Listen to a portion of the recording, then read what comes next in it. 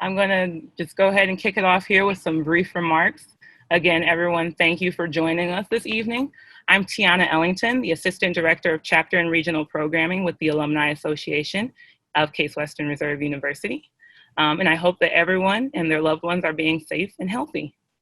Before we get into tonight's program, I'd just like to go over a few housekeeping notes. As I mentioned before, everyone is muted by default, but will be able to unmute later on during the question and answer portion. And that's just to limit any background noise during the presentations.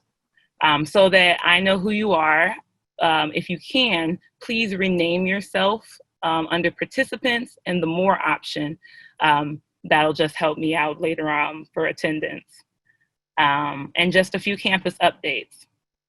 In response to the COVID-19 pandemic, Case Western Reserve's research has become vital to the fight against COVID-19. And we invite you to follow us on Facebook and the university's website, case.edu/together, for regular updates on research, academics, alumni, and students. In support of the ongoing conversation about race, equality, and social injustice in our country, Case Western Reserve has launched a race, police, and protest website. Found at case.edu/raceandjustice, it provides statements from university leadership and university resources, as well as opportunities for members of the CWR community to share their thoughts and voices. At the Alumni Association of Case Western, we continue to use our platform to promote connections with the CWRU community. For regular updates, please find us on social media at CWRU Alumni on Facebook, Twitter, Instagram, and LinkedIn. Now more than ever, we hope these virtual events and social media platforms can keep us connected. Tonight's performance of Opera Philadelphia's We Shall Not Be Moved will begin shortly. But first, it is my pleasure to introduce Dr. Heather Burton, Case Western Reserve University's Senior Director for Faculty and Institutional Diversity, and the co-director of the African and African American Studies minor. Dr. Burton has worked throughout her entire career to promote gender and racial equality in academic science and engineering fields at CWRU, as well as in 9 other universities across Ohio and Pennsylvania. Additionally, she is also the founder and CEO of Crimson Heights Ministries, Incorporated, geared toward the holistic development of women. That's right. It is also my pleasure to introduce Dr. Daniel Bernard Romain, the composer of this evening's performance. Daniel is a prolific performer, activist, educator, accomplished violinist, and social entrepreneur whose career has spanned more than 2 decades. He currently serves as Institute Professor and Professor of Practice at Arizona State University, and has worked with artists from Philip Glass to Bill T. Jones to Lady Gaga, appeared on NPR, American Idol, and ESPN, and has even collaborated with the Sydney Opera House. Dr. Burton and Daniel will begin this evening by sharing a little more about themselves before diving into an in-depth discussion on just a few of the many themes found in tonight's show. Dr. Burton and Daniel, if you will. Sure. All right. Very nice to be here. Yes, I say the same thing, Daniel. And I should say Dr. Daniel. Give you your accolades. Yes, Dr. Burton. Very important. Right. Awesome. Especially Yes. depending on what setting. Yes, exactly. Oh, yes. We can be honest about. Can we be that honest? Wow. Yes, we can. We can probably start with that right now. Okay. Of what that does for you, especially when you're talking about being a Black person within academia and the privilege that you get from having advanced degrees that is not awarded to some. And so it does stand out in academia. And I remember, and not to put my institution on the spot, but when I first started, that that's how I was introduced to everyone. And it was a shock because I came from another institution in which it was never an introduction. And so I think depending on where you are and what you're doing, that very often that privilege of advanced education opens certain doors. Wow. I think you're right. I mean, self-definition is equity. I always say that if you don't define yourself, someone else will.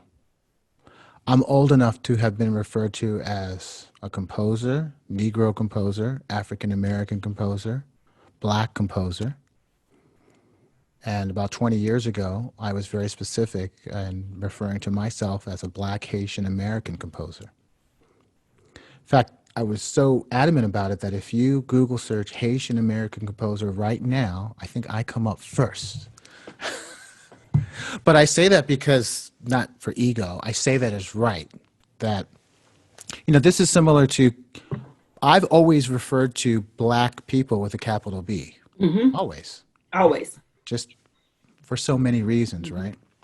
So in my career, which has a broad creative practice, there are times when I'm Daniel, DBR, Dr. Rumain, Daniel Bernard Rumain, so on and so forth. So I agree with you. I think that it's important in our BIPOC community that self-definition is an aspect of equity. I agree. And when we talk about identity, I think about also just how, as a community, even as individuals, we get lost in that identity. And you mentioned, when you were talking, it made me start thinking about racial identity and how you've had the opportunity in your life to go from Negro to Black. And, and we've seen the change to African American. And when we talk about racial identity, we've gone from colored to Negro, to Black. And I think for me, I identify as Black. And very often I identify, that identification came about because of just the concept of Black and the conceptualization of being a 70s and 80s person, where especially being exposed to individuals that were part of the Black Panthers, Black Power movement. And in that, it helped me to reclaim Blackness as being proud of being Black. And so, as you stated, using Black with that capital B. And even in all my writing, I laugh how I capitalize B in everything and with Black. And I think when we begin to know our identity, it also helps us with our own work. And it helps us as we navigate throughout systems of institutional racism, systems of prejudice, systems of discrimination. And so when we begin to know our own identity, I think that also helps us to navigate. Absolutely. I was just I was just asked to take an interview, and the interviewer sent the questions that I was supposed to write the responses to, and it's just like, oh, okay, so I'm actually interviewing myself, right? Right. Okay. So I'm writing the responses, and I used capital B for Black people and lowercase w for white people. White people. And the reporter wrote me back. First thing she said was, I don't understand why you're doing that. She's very upset about it, actually. And I ended up showing her websites where, well, here's the reason. I'm a little bit surprised that you don't understand, but it's okay. It's okay. There are no wrong questions.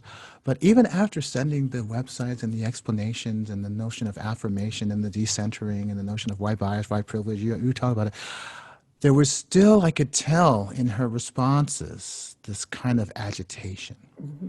Why couldn't the W also be capitalized? And just couldn't let it go.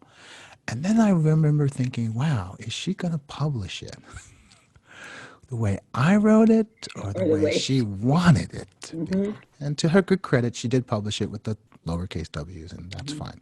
But it was a very interesting exchange. You're also reminding me, Dr. Burton, I was probably about 7 years old, went to Thanksgiving dinner at Veronica's house. Veronica and Vincent were the older white couple that were very good to my family. We were the first black family to live in our neighborhood. We were the first black family, Margate, Florida. In fact, I remember the day we moved in, the next day fences went up around all the houses around us. I remember that. But Veronica welcomed us into her home for Thanksgiving. I remember that. I had just played the violin poorly for dessert. And there's a gentleman there, I can't remember his name, I'm sure he's passed, where he started talking to my father. My father was 285 pounds, muscle, and a bigger mind. He read everything, Time Magazine, National Geographic, Life Magazine, recent periodicals. I mean, just a chemist with a voluminous memory and mind. And he's engaged with this friend of Veronica, older white gentleman. At one point, this older white gentleman said, and you know, there was this person, and this guy was colored. And up until then, my father was a very good listener, but he said, well, what color was he? And I remember the gentleman, oh, you know, he's black. My father said, well, I didn't know. I said, well, what color? And then my father said, well, what color are you? And he said, well, you know, white. And he said, oh, I didn't know. I'm from Haiti. I have family that look just like you. Right. And I remember the same thing. The rest of the evening, this man was agitated. You know, my father had really hit upon something, a nerve, that even as a 7-year-old, I couldn't quite make sense of it, but I knew my father was getting into his head and saying something really important. What color are you? So, yeah. Yeah, and it's that conversation, and I think it's that conversation that, and especially when we talk about today, it's your mind. The things that you're saying is making my mind go in multiple directions. Because I think about my first experience with the capital B and lowercase w, and that was in my dissertation. And I had to have that conversation with my committee, my dissertation chair, because I wrote on the Black church. And so the Black church, you talk about Black people. And in that, we had the conversation, and she was accepting of that, but it was still that conversation as to why the B was capital versus the W. But then I think about just having that conversation and where race is pointed out. Interestingly, I think about when I do trainings, and a lot of my trainings are around race relations and racial equity and gender equity, and how when I say race, I can see white people in the room just tense up. It's just like, or when you say anything about color identification, and I can also tell the difference, and I don't know if you've experienced this, Dr. Daniel, but when you use Black versus when people use African American. Sure. And the connotation behind Black, and how many people feel with the use of Black versus African American. And so, and we know internally as a community, the distinguishing difference between why one is chosen over the other, with many philosophical thoughts behind, you know, my ancestors came from Africa, but I'm not American. I'm not claiming that, reclaiming Black to make it part of your identity. And so you have all of these things, but when you use those two terms, when we talk about identity, it's very interesting to see the response that you get from individuals within those conversations. And it makes me think too, I'm going to switch gears for a minute, but it also makes me think about an experience that I had recently in which I had to deal with someone who kept negating the Black experience because they were part of a marginalized community. And as a part of a marginalized community, they kept stating that I am such and such. So I don't understand why students of color don't feel comfortable talking to me. I don't understand why students of color don't come to me. And it's that level of what they think is support, but actually becomes defense and a defensive mechanism that negates the Black experience. And I think that's another element that when we talk about the struggle of Blacks and racial identity that, you know, we have to deal with on a regular basis. Well, it is a struggle, and the words that I'm latching onto are community, identity, struggle, dissertation, which... Let's not latch onto that word anymore. Well, it brings to mind the academy, and then, of course, for me, the street, and then education. I see education as the precise articulation of all life experiences, both victory and trauma. So we're all educators. I don't use the word teacher or student in my classes. I use the word contributors. We're all contributors to a classroom or world of ideas. But going back to this notion of community. So I'm looking today and I see, I see Patricia, I see Wilma, now you know, right? I see Paula, I see Shella, I see Nancy. I see your energy, right? Yes, Nancy. And right there, now we have something. I would even dare say we have a shared Zoom-based culture, right? I think Nancy is white. I think Wilma is Black. I don't know. Ooh, can I say that? I think Shella, look at Shella. Shella's almost doing the Malcolm X pose. It's okay, I see you, Shella, it's okay. That's right. That's right. Name is Sheila. Oh, Sheila. Oh, Sheila. You know what? My poor eyesight. I apologize. And there it is. Names are important. Mm-hmm. See that? Names are important. And that's They why are. they are important. Jacob Blake. Yeah, Yes. names are important. Mm-hmm. I think, sorry, I'm trying to, we're talking about, you're so right, Dr. Burton. I want to live in a world community where Sheila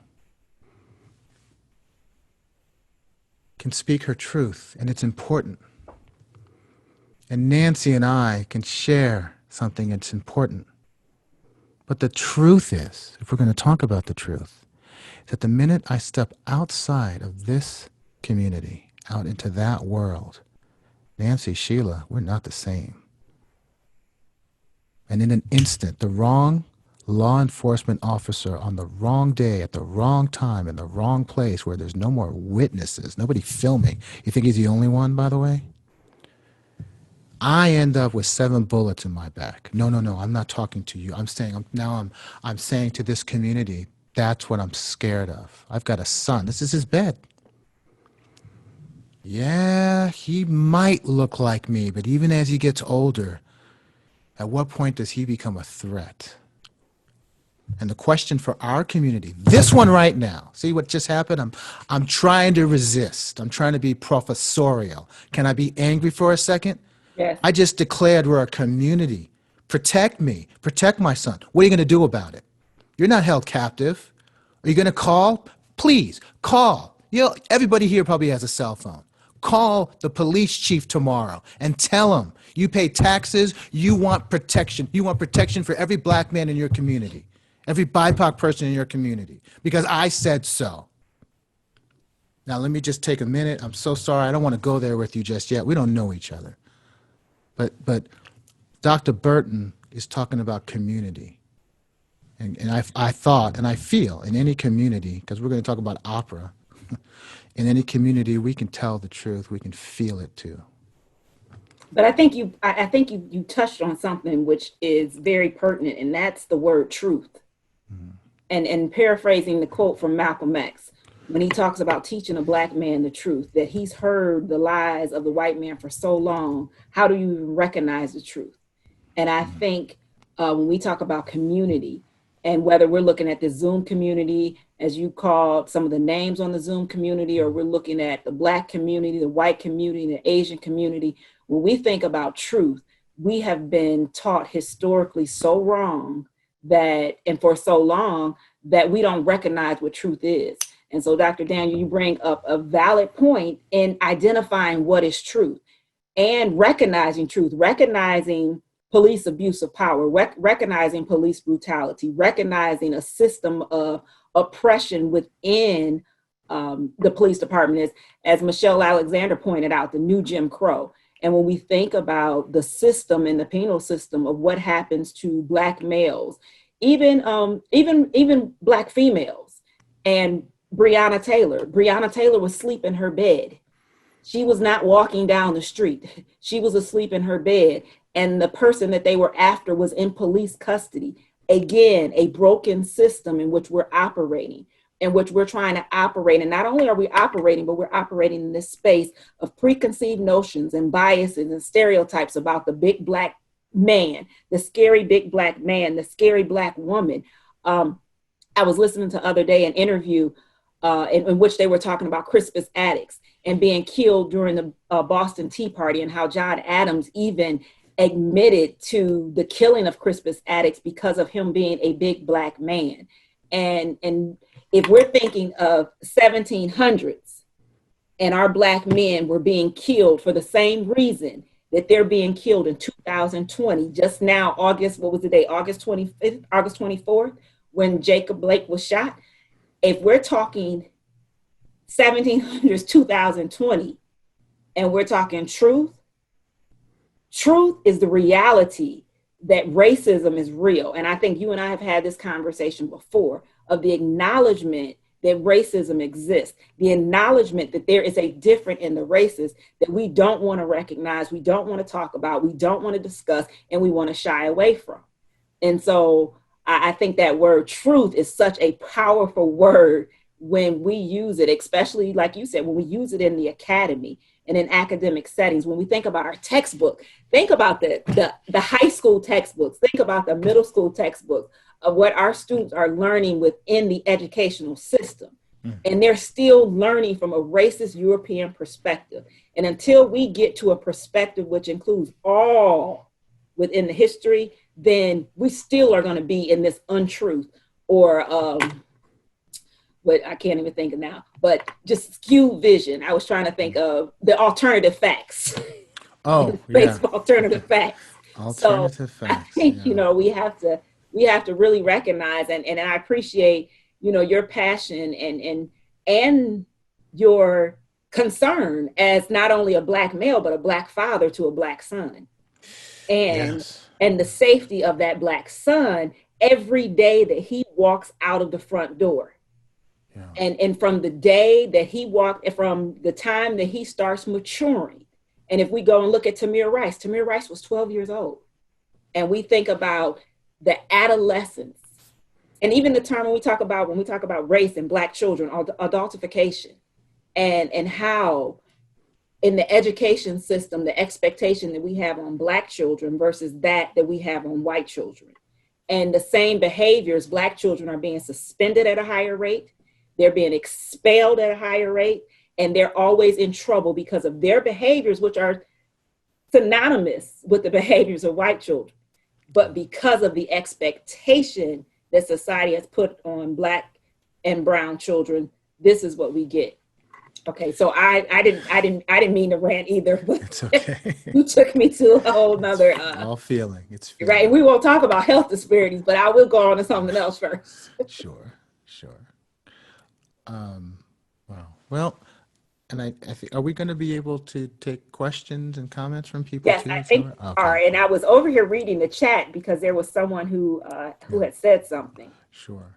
Well, I think as we think about health and this opera, which some of you may be watching tonight, even the title, which has a kind of a biblical reference, "We shall not be moved."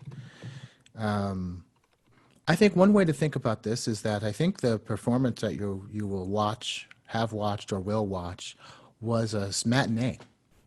It was children from Philadelphia.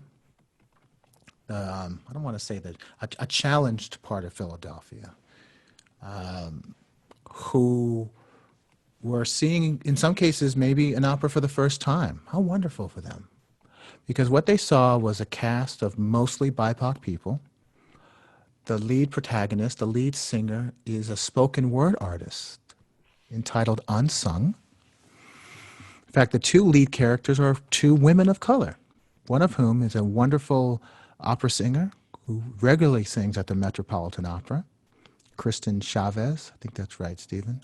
If that's wrong, the crediting gets it right. I did the music, Mark Bamuti Joseph, the great Mark Bamuti Joseph, who's a writer, spoken word artist, performer, dancer, choreographer, and as a day job is a vice president at Kennedy Center. Wrote the lyrics. And the great Bill T. Jones, dancer, choreographer, author, Imagineer. In his day job, he's the executive director of New York Live Arts in New York. I'm sure many of you know the great Bill T. Jones, Broadway Tony Award winner. Did the choreography and did the choreography. And it's one of the few instances where you have an opera where the principal creative team are Black men. The cast is very diverse, almost entirely of BIPOC people, and it was commissioned by Opera Philadelphia. I think it's the city of, maybe it should be the city of human love, the city of brotherly love, city of human love. It's almost 2 hours long, maybe an hour and a half, and it's real. It tells the story of 5 children who have decided to no longer go to school, and have taken up, they started to live in an abandoned house. And in that house are 5 ghosts of 5 children who become their teachers. And what they don't know is that years ago in that same house, and this is real, there was a multicultural community called the Move Organization who composted in the backyard. Their children were born at home, who wore their hair in a natural hairstyle, who all adopted the last name Africa. Many of the things that Gwyneth Paltrow does today, they were doing then. Their neighbors didn't like it. Law enforcement and local fire departments were called. Somebody had the idea to drop an incendiary device on a wood frame house, burned it to the ground, along with hundreds of other houses around it. I'm sure many of you remember the Move incident. Some of the survivors of that day, Sue Africa, Ramona Africa, will tell you that as they tried to flee the house, they were shot. Bullets buzzed by. They had to retreat back into the burning house. It's a tragedy. It is still very much an open wound in Philadelphia. Our opera picks up where that event ended. And as you know, like a lot of public school systems, the Philadelphia public school system is challenged. And I have to not without telling you too much, there's the use of a gun in the opera. Who holds it is significant. And the opera unfolds in a very, unfortunately, relevant and painful manner. Yeah. Okay. So that's what happens when a Black Haitian American composer is given the opportunity to tell his story through an operatic art form. And I know that opera, and I've studied them, sometimes operas deals with unicorns and fairies and rings. But sometimes operas can deal with other stories. And this one is an important one, beyond Philadelphia. Yeah. Okay. Sorry, Dr. Burton. No, that's okay. You go ahead and talk. I'm actually, interestingly, I'm responding to some of our viewers. Oh, great. Chat. Yes. But as you're talking, yes. I'm responding to some of the viewers. Please do that. Please do that. I was letting you go ahead and explain and Yeah. continue to explain the opera because Yeah. this is your piece and you're more Yeah. familiar, especially when you talk about. But I do have a question for you, Dr. Sure. Ben. Sure. And I guess I should ask that while I'm thinking about it. Is what has it been like to be a Black composer working in an opera setting? Well, okay. So it's a great question. Let me see if I can say it this way succinctly. I think if you're here today in this space of captivity and creation, we're all breathing. Let's take a breath together. Maybe one more time. Okay. So we're bound by the privilege of breath. We're alive. We know that in the hour of this conversation, people are going to die from either COVID-19 or complications of it. You may know people who have already passed. People are dying right now. Think about how close they might be. Maybe just a few miles down the road, somebody is struggling to take their last breath. So privilege is easy to start to demarcate and to identify. So what it feels like to be a Black Haitian American composer given the opportunity to write an opera is extreme privilege and responsibility. That's why I don't feel responsible. I don't feel like writing about unicorns or goblins or rings would be the most responsible thing for me to do, even though I could. So it feels like an added responsibility, which I relish in, to tell a real story that has depth and relevancy to all of us, not just my community, all of us, the city of Philadelphia, the city of brotherly love. What was it? When the looting starts, the shooting starts? Mm-hmm. It wasn't him, but all these miscommunications and weird revolutions of revolution. I think that's where we are. I want to give us, I'm trying to give, let me end there with saying to you that if you look at my work has always centered on, well, I used to say the Black experience, but now I realize what I was actually doing. I was actually talking to humanity wrapped in social justice. So I write symphonies that are called hip-hop essay and orchestras. Even the titles, Voodoo Violin Concerto, Hip-Hop Studies and Etudes, Gangsta Studies, We Shall Not Be Moved to opera, Dancers, Dreamers, and Presidents for Obama and Ellen DeGeneres, dancing on her show. That's where my work, in fact, my dissertation was a piece called Harlem Essay, in which I sampled my landlady's voice, my landlord's voice, Harlem, or Mrs. Logan. Mrs. Logan was about 90 years old, lived in Harlem all her life. Ralph Ellison, she talks about Ralph Ellison, Zora Neale. These were her friends. These were people she knew or her mother knew. And I sampled her voice, set it against a 100-piece orchestra. It was premiered in Carnegie Hall. This is part of, it was a piece and a paper. Miss Logan came to Carnegie Hall with 100 of her best friends, full mink. This is her church. They had a bus. They went out to dinner. You understand? Okay, let me just 25 seconds on this. It was the top floor of her brownstone that I lived in. We would have dinner together. She would tell me all of these stories all the time. When 9/11 hit, her reference was Pearl Harbor and the sirens. I sampled her voice at that dinner table. I set it against an orchestra in Carnegie Hall. Dennis Russell Davies. She came in a full mink coat with all of her friends. They took up the middle section, the best seats in the house. And when the orchestra was clapping and the conductor was acknowledging me to come take a bow, she stood up. She stood up. It was fantastic, and I miss her so much. Mm-hmm. And that wasn't a succinct answer, but yeah, that's the truth. Yeah. Do you feel that I'm sorry? Now I feel like I'm going in interview mode. I'm so used to doing interviews. It's okay. It's great. I forgot I'm not interviewing, and I'm part of the panel. But I did have a question because you made me think. With that, do you feel a commitment or a responsibility to write positive work around, or work that encourages the Black community, that uplifts, that supports, and even tells a story, even if it's not a positive or, a happy ending story, but it tells the truth of the Black community or in the Haitian community? Do you feel a responsibility to do that writing? I do.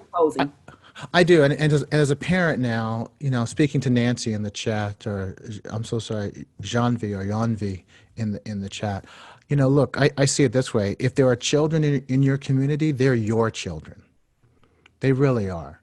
There are Black children and white children and Asian children and Native American children, but they're your children. Even if you don't have children, if you are an adult person living in a community, as most of you are, and there are children in that community, they're your children, right? Jacob Blake's children are our children, by extension, our children. Isn't that a good way to think about it? So I do. I as a parent, I understand that my son is half Black, half white, half German, half Jewish, half Haitian, half German. I mean, his DNA is rich, and I'm responsible for it.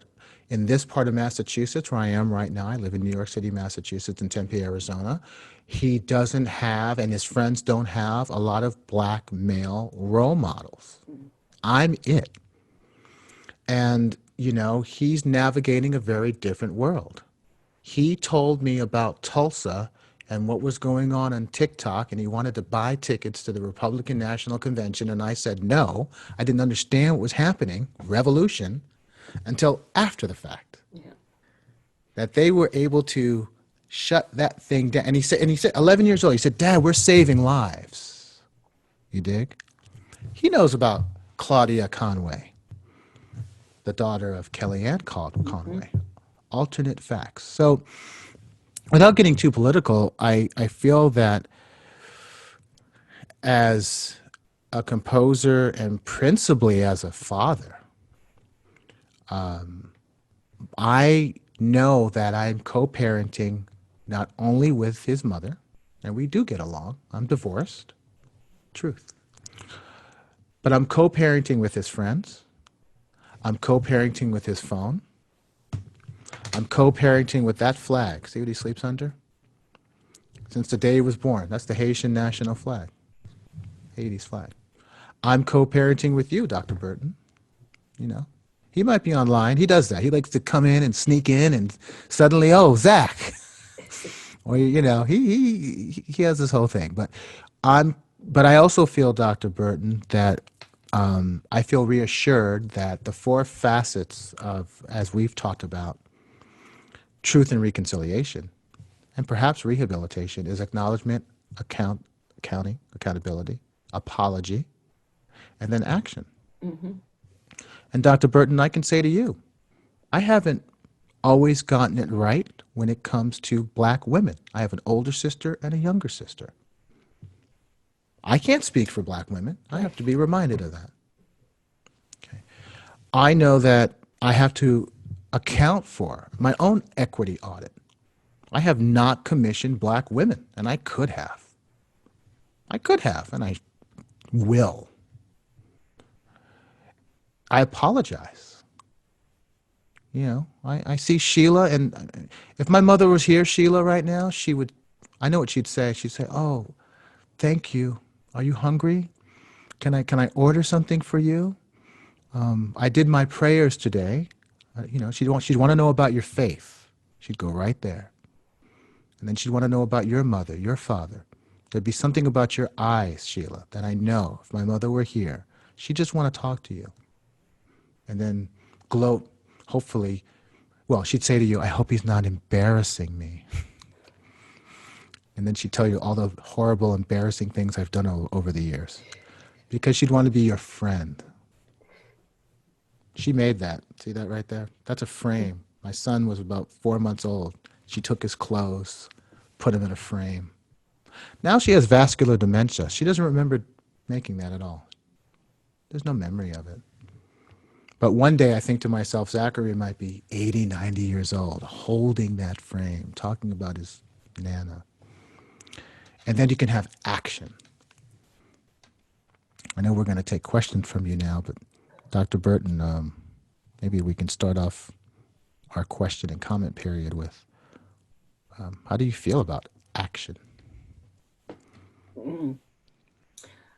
Is that a question for me? Is that a question for that's a question for you. for everyone? For everyone, for you and for everyone. How do you? Yeah. What do you do? Action, What do you do? action is necessary. And I Ooh. was on a panel yesterday. I was hosting a panel yesterday on why now, in terms of advocacy and social justice. So why all the buy-in now? Why are we finally, or why are individuals finally saying, okay, after the killing of George Floyd, Ahmaud Arbery, Breonna Taylor, I'm ready to jump on this fight for social justice. I'm ready to jump on this fight.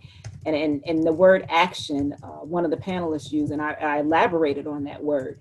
Then when we think about anything that we do in terms of moving the agenda forward, and knowing that agenda, and I always back up too, is that you have to know why you're doing what you're doing, and why you are a part of any movement, whether that's social justice, whether that's fighting institutional racism, whether that's fighting microaggressions, being a bystander to stereotypes. But you have to understand your own reasons for doing what you do when it comes to the struggle. And action is a verb. It means to do. It means to do. And when we think about anything, action doesn't always mean marching. It doesn't always mean protesting. It doesn't always mean being very vocal and outspoken like myself some days.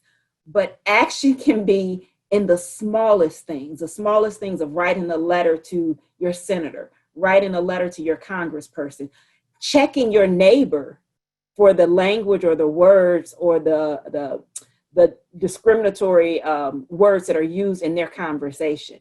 And so action, I say action is a necessity, that if we are going to move the agenda, we have to be involved in some level of action. But we also, I go back to your word truth, and I stand on that truth. We have to be honest and we have to be transparent. And you've said this before, and we have to acknowledge. And in that acknowledgement, we have to apologize. And as a country, we have to apologize. As individuals, we have to apologize. And then we can't look for the responsibility to fall on one person when we're talking about this movement forward. But I will stop talking with my definition of action and what I feel, Sure. And I know that, we have people that you and I both have been chatting with on Yeah. on the chat. So I don't know if any of those people want to speak, especially with the last few minutes that we have. Sure. Yeah. Any questions? Any comments? The world needs your thoughts. That's action, by the way. Don't be afraid. The first one's the hardest one. So jump on in. Wish I understood how I got in the middle of this. Sheila, it's good to hear your voice. Well, it's energy. Energy comes out of the frame. As artists, energy isn't relegated by even this frame. So it's your energy. Look at the sunlight coming through. This is being recorded, by the way. Look at that. Your light is beautiful. You have this smile, this energy. Nancy too. Wilma. And as Daniel stated, you had one of my favorite first poses, the Malcolm X pose. Yeah, which stood out. That's iconic. Iconic. But it's a good question. And the wrong color for that. No, that's okay. That's okay. In my business, someone like a Bill T. Jones would say, hey, let's take the script from Malcolm X, Spike Lee's script, and cast all white women. Well, see, yeah, that's how an artist, it's a different. Matter of fact, we did a piece called The Table Project many years ago in Minneapolis, Walker Art Center. The screen is closed, it opens up, you see this large table, huge, fantastical, and chairs, like for a giant. Suddenly, 6 little girls run out, and they're running on the table, and they're doing the things that little girls do. It's only about 3 minutes, and they're gone, and the screen closes. All the while, there's a trio by, I think, Schumann playing. I'm playing the violin. The screen opens. There comes 6 boys, little boys, maybe 10 years old, a little older. They're doing the same thing the little girls did, and then they're gone. Woo, screen closes. Screen opens again. Here comes 6 old men, all different colors, doing the same thing the little girls and the little boys was, but it's hard. Struggling, and they are gone. The screen closes. It opens again. Here comes 6 women doing the same thing. They're much older than the little girls. And the screen closes. That's it. That's the whole piece. So, sorry, you did ask a question. How did you get to the middle of it? I love that. See, there's something, we should put that in the chat. How did I get in the middle of it? How do we stay in the middle of it? What do we do? Isn't that the question? I'm a proud board member of the League of American Orchestras. I shouldn't talk about this, but it's okay. We just had a big meeting on race in American orchestras. Here's the feeling of that, and there was well over 300 people in this Zoom meeting. Here's what I got from that. So many people want to do something, number one. Number two, so many people don't know what to do. Don't you kind of feel that way sometimes? Yeah. So as Dr. Burton was saying, and I wrote it down actually, action can be in the smallest things. Scale. A tweet, y'all. John Coltrane said, give me one note, I'll give you the universe. A tweet can change things. I'm not talking about him. A look, a smile. Give me 15 more seconds just to say this because I want to make it immediate. As a black man, you know what I want to do my next piece? A pas de deux. Those who know. A pas de deux between a cop and a composer. We both have our weapons of choice. We're both in our uniforms. We both embrace, maybe kissing, mouth to mouth, resuscitation. Maybe I have sat down with this cop and rewritten their first year manual together. That's the libretto. And the piece is on Zoom, and we're talking about, because this has never happened to me. I've never had a law enforcement officer come up to me and say the things I was just sharing with Sheila. Hello, how are you? How are you feeling today? My name is Officer. What's yours? This never happened. This is what my mother taught me when I was 3 years old, Sheila. It is exactly what my mother would do if she were here right now. because I know what she's doing right now. She's watching EWTN. She's done 3 masses today, on the knees, standing up, on the rosary, the black Christ, white Christ. Next to her is a candle, and it's lit, waiting for me to call her right after this on Alexa. Yeah. Okay. Sorry, Dr. Burton. No. I'm too comfortable, y'all. The professorial person has left the building. That's what the Zoom audience wants to hear, That's is what the they comfort want. level. They The don't want comfort this to level. be a classroom. I agree So with you. I agree with you. I think that there has been a comfort level.